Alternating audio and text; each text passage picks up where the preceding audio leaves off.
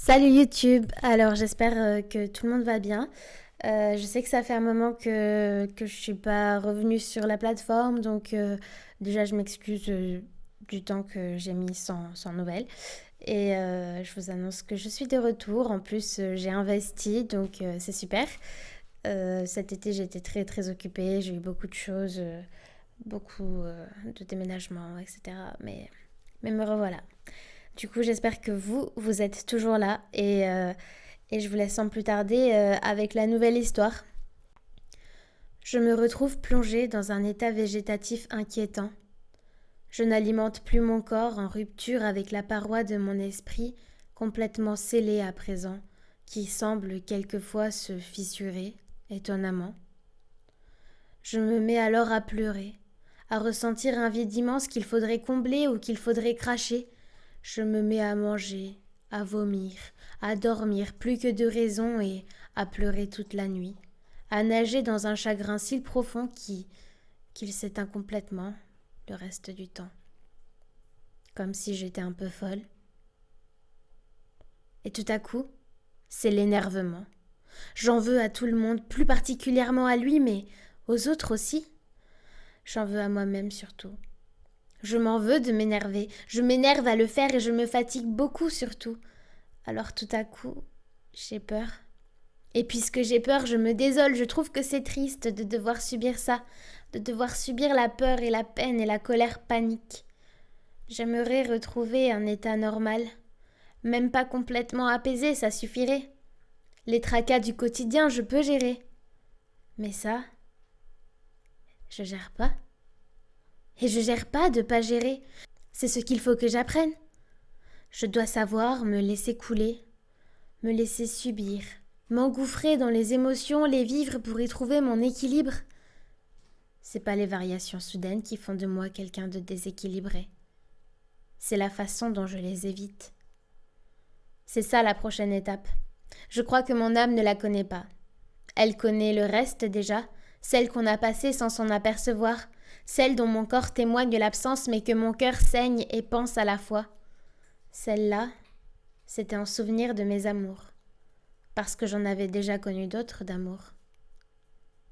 Lui était le premier de cette vie qui ne me convient pas actuellement, qui semble perdre tout son intérêt même concernant les choses qui ne le concernaient pas. Cette vie rasée par son absence pesante, celle que nous avons invoquée malgré nos émois. Cette vie de déception où tout semble difforme, ne pas correspondre aux cases que j'accorde aux choses. Frustration.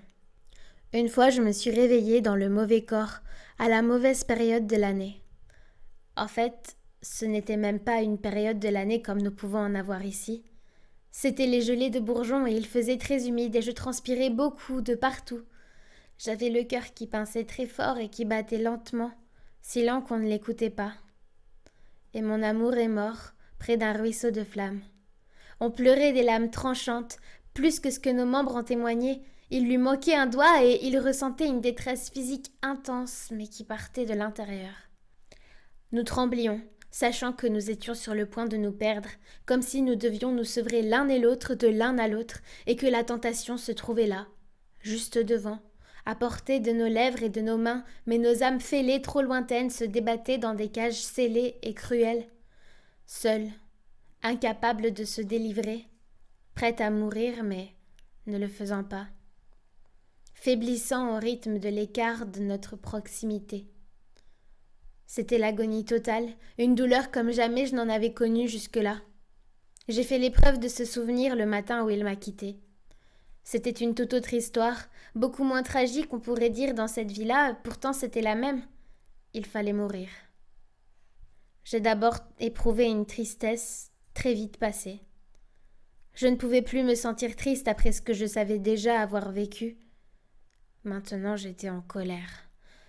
La première fois, je pouvais comprendre, mais après, la répétition, ce sont des choses qui ne fonctionnent plus. J'en voulais beaucoup, aussi bien à lui, à moi qu'à mon destin. J'en voulais de partout, j'en voulais toujours plus et je n'avais rien. Et plus j'en voulais, plus je perdais mon énergie, puis ma foi. Et insatiable, voilà que les délires reprennent. Tous viennent traverser mon esprit déjà tout amoché. Chaque trou qui constitue mon âme est un souvenir qui la perfore. Tu sais, Une fois, lettre. tu m'avais montré 2 textes que tu avais écrits. Même qu'il y en avait un qui parlait d'une guitare dont le gars était amoureux. Je les connaissais par cœur à une époque, mais je les ai oubliés aujourd'hui et je peux plus m'en rappeler. Au fur et à mesure, je t'oublie aussi. Tout noir. J'ai le vertige et des taches de couleur qui se posent partout face à mon visage. Nous avions perdu nos yeux. Je lui pendais les cils séchés sur mes orbites. Nous nous quittions sans connaître où nous allions, menions l'autre. Les parois de mes cerveaux vibrent trop fort pour penser. C'est trop d'informations, ça court-circuite, ça part pas dans le bon sens. Comme un retour en arrière, je vais vomir. J'ai la tête à l'envers. Nous avions peur d'être seuls. De l'herbe. Celle qui sent fort et qui fait de la fumée lui barre son visage, qui murmure tout seul des absurdités. Bientôt tu m'oublieras. C'est triste, sa voix qui grimace. C'est complètement absurde de se rassurer en pensant qu'une personne ne le fera pas. Tu t'oublieras sûrement toi-même aussi, tu sais. Moi je m'oublie tout le temps, surtout quand je pense à toi. Et puis l'autre voix qui dit qu'on ne peut pas tout baser sur une personne, que c'est malsain. Puis elle lui dit qu'elle l'aime, mais qu'elle veut pas être avec. Avec quoi? Et ça repart. Une gelée brûlante m'attaque le visage. Est-ce qu'il est déformé maintenant? Comment est-ce qu'on peut se protéger d'un truc pareil? C'est un après-midi parc ciné, et c'est un cinéma en plein air le soir de l'après-minuit. Il est dans le ciel, le film. C'est le ciel, l'écran blanc sur lequel on projette les images. On a la tête relevée. Ça briserait nos nuques si on n'était pas allongé sur un matelas gonflable. J'en ai jamais vu des semblables. J'ai pas de mots pour dire ce que c'est. C'est pas un truc réel. Mais c'est là. Elle a eu peur d'elle-même quand elle l'a détesté de tellement l'aimer qu'elle a cru le perdre. On s'éloigne alors trop vite et trop loin. On plonge dans un trou si immense qu'on devient tout petit et le temps paraît alors si long qu'on ne saisit plus rien. Il lui écrit des messages. Il tape sur un écran vitreux et sombre. Je me suis autodétruit. J'ai tout donné ce que j'avais et si j'accepte maintenant d'abandonner, c'est plus juste toi que je perds. Et encore on part, on s'éloigne, et ma tête se cogne aux autres têtes de mes autres particules d'âme. Il y en a des plus vieilles encore, d'autres qui errent à la recherche d'un corps habitable, et j'en vois qui cherchent à s'extraire. Des coups de cutter et de lames partout sur les jambes et les bras, et d'autres qui veulent partir provisoirement, qui prennent de la poudre dans le nez comme pour armer un canon, prêtes à faire feu, à décoller, à se décoller de ce sarcophage tout poussiéreux. Ce corps, ce n'est pas une maison, c'est pas ça qui y correspond, et mon corps à moi semble léger, je ne le sens pas, je ne le vois plus, il n'évolue plus en fonction de mon intérieur, de mon cerveau.